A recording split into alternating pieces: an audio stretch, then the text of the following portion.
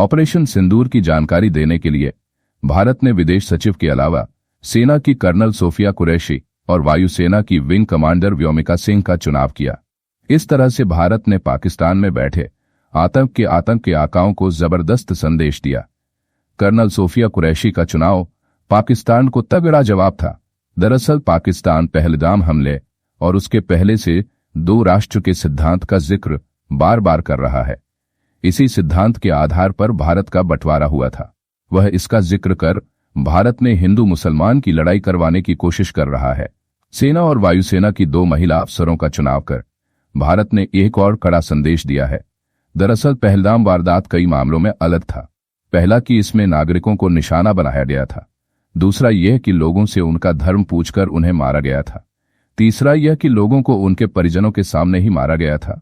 भारत की महिलाओं की ताकत का एहसास कराने के लिए ही भारत ने ऑपरेशन सिंदूर की जानकारी देने के लिए 2 महिला अधिकारियों का चुनाव किया।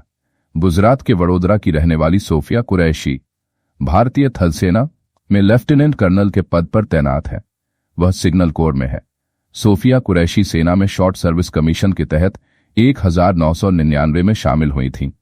उस समय उनकी आयु केवल 17 साल ही थी। उनके परिवार की पृष्ठभूमि सेना में सेवा देने की रही है। सोफिया के दादा भी सेना में थे। उनके पति सेना की मैकेनाइज्ड इन्फेंट्री में कार्यरत हैं।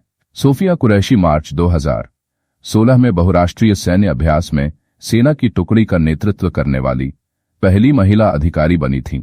ट्रेनिंग एक्सरसाइज फोर्स 18 प्रोग्राम अब तक का सबसे बड़ा विदेशी सैन्य अभ्यास है।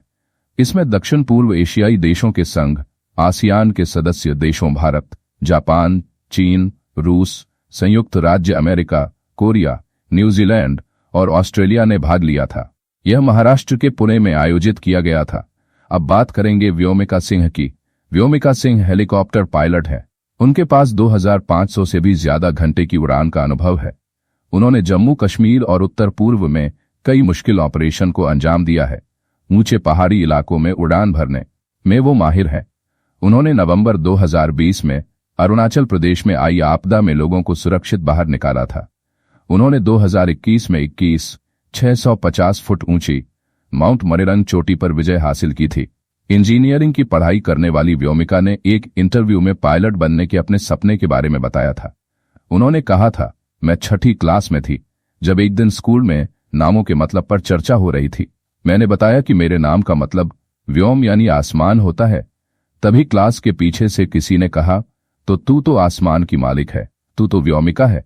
मेरी क्लास टीचर ने भी कहा था कि मैं एक दिन आसमान पर राज करूंगी, पायलट बनूंगी। वीडियो को लाइक, शेयर और सब्सक्राइब करें। देखते रहिए इंडिया अड्डा।